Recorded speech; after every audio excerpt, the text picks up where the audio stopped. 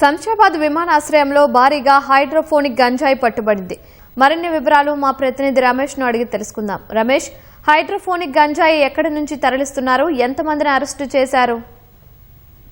శంషాబాద్ విమానాశ్రయంలో భారీగా హైడ్రోఫోనిక్ గంజాయిని డిఆర్ఐ అధికారులు స్వాధీనం చేసుకుంది. దీంట్లో ఇద్దరికి సంబంధించి కూడా నిందితులను అయితే పోలీసులు అయితే ఇటు డిఆర్ఐ అధికారులు అయితే అరెస్ట్ చేయడం జరిగింది. వారు ఇద్దరు కూడా బ్యాంకాక్ నుంచి కూడా ఇటు శంషాబాద్ విమానాశ్రయానికి వచ్చినట్లయితే అధికారులు గుర్తించడం జరిగింది. వారి వద్ద నుంచి దాదాపు 9 కిలోలకు సంబంధించి కూడా ఈ హైడ్రోఫోనిక్ గంజాయిని అధికారులు అయితే స్వాధీనం చేసుకోవడం జరిగింది.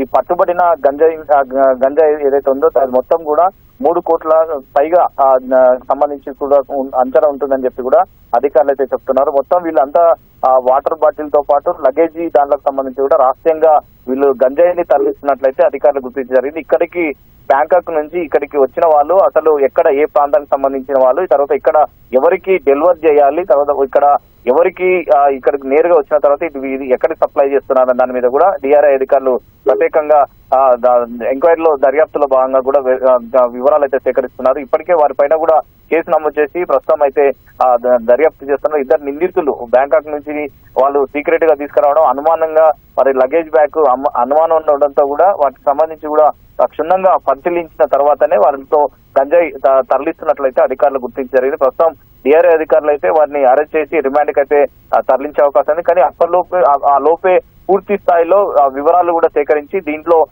ఇక్కడికి ఎవరు ఆదేశాలు ఇక్కడికి ఆర్డర్ తో కూడా ఇదంతా ఇక్కడికి తీసుకువచ్చారన్న దాని మీద కూడా ఒక స్పష్టమైన వివరాలు అయితే స్వీకరిస్తున్నారు. ఇప్పటికే అధికారులు శంషాబాద్ విమానాశ్రయంలో దిగే ప్రతి ఒక్కరి ప్రయాణికులకు సంబంధించి లగేజీలు కూడా పూర్తిగా స్కాన్ రూపంలో కూడా పూర్తిగా పరిశీలిస్తున్నారు. అయినప్పటికీ వీళ్ళు వాటర్ బాటిల్ తర్వాత చిప్స్ ప్యాకెట్ల నడుమ ఈ రహస్యంగా తరలిస్తున్నట్లయితే అధికారులు గుర్తించారు. కాబట్టి దాని నుంచి పూర్తి వివరాలు నిందితుల నుంచి ఇద్దరు నిందితుల నుంచి అయితే పూర్తి వివరాలు అయితే సేకరిస్తున్నారు.